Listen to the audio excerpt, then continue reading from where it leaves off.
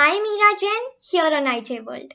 Welcome back to another video on the journey to living a happier, better and more intentional life. Let me tell you a fun fact about me. I do something called time tracking, which obviously means I track the time I spend doing various tasks. Now, I'm not going to lie and tell you that I track every minute of my life, from the time that I wake up to when I sleep. But yes, I do track the time I spend studying for school, working for the YouTube channel and a few other projects that I'm into. Basically, I track my work time. This is a skill that has helped me in many ways, and so I decided to share it with you. For today's video, I'll be going through why and how I track my time.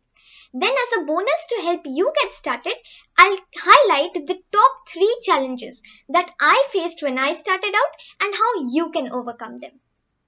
Let me start by answering the question, why do I track my time? For starters, it makes me feel cool. But on a serious note, it makes me feel accomplished to see at the end of a day or a week how much time I've invested into various skills. It also shows me how I'm utilizing my time smartly or maybe wasting it. It also gives me an idea how much time I take on an average to complete different tasks. Like it takes me anywhere between 12 to 20 hours to create a YouTube video. I also waste lesser time when I'm tracking my time because once I start the timer, I feel like I should just be doing the task and do it in a focused way because otherwise I'm lying to myself. And most importantly, it prevents me from multitasking because you can only track one task at a time. Okay, but all other things aside, why would I take the pain to note down the time I start doing something and then note down when I stop and then calculate and all of that hassle? Actually, I do not do all of that.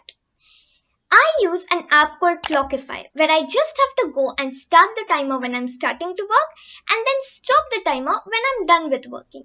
And then Clockify does all the magic and tells me things like how much time I spent working in a day, what I spend most of my time on, how much time I spent improving my skills, time I spent on a category in a week, and all of that interesting information. Another time-tested way of tracking time is using pen and paper. You can have a weekly or daily schedule where you can use color codes and everything.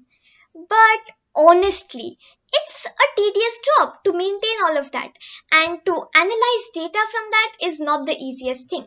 So using a time tracking app or website is much easier and it will save time. Apart from Clockify, another popular app that I've heard of is called Toggle, but I've never used that myself.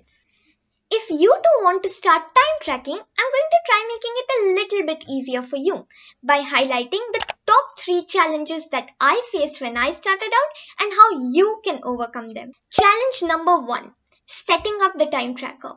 So here's the thing with time tracking apps. When you start out, you need to set different categories and projects, and that helps making tracking your time and managing the data easier. But it can be a little intimidating job. So here are a few general tips from me. When you start out, think of what are the overall things that you want to track. Do you want to track all your time or just your work time, just your leisure time, or what is it? Then under that, think of the major categories. My categories include school, business, health, learning and creative. Under these categories, you can think of the tasks that you do very regularly. For example, under school, it could be homework and that way. And then you can add these as projects. Challenge number 2, making it a habit. When I got started with all of this, I realized that often I forgot to turn on the timer. Or if I turned on the timer, I forgot to turn it off. I still have old data where I didn't stop the timer and the track time is 10 hours, 12 hours long. So what I want you to know is that when you start out, it will be a little slow in the beginning and it takes time to make it a habit. Don't feel upset about yourself if you forget to track your time correctly.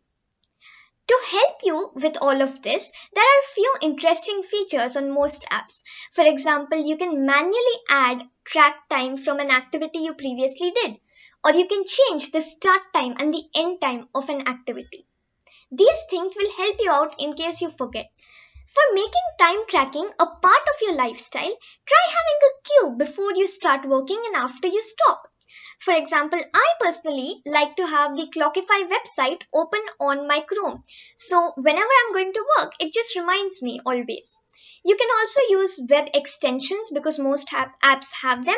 There are also apps available on mobile phone or tab or other devices, so you can look out for that as well. Challenge number 3, analyzing the data. Analyzing the data of your track time is such a useful and wonderful time management tool. The heart of time tracking is in assessing how you use your time and trying to work on and improve your time management. Most apps and websites give you amazing graphs and reports that you can have a look at. They are really detailed and tell you so much. You can try finding average patterns like how long you work throughout a week or how much time it takes you to do certain tasks. There's so much to gather from the data that can help you master your time. At the end of the day, remember that success is not defined by the number of hours you put into something, rather how efficiently those hours were spent. The idea of time tracking is not to stress us out or make us feel anxious about how less or more we are working, rather to help us manage this precious thing called time more effectively. Never let the hours you spend doing something define how you feel about yourself. If you enjoyed this video about time tracking, I think you will also like my video on the Pomodoro technique, which is a time management technique. Click over here to check that video. That's it for today. Thanks for watching. Bye.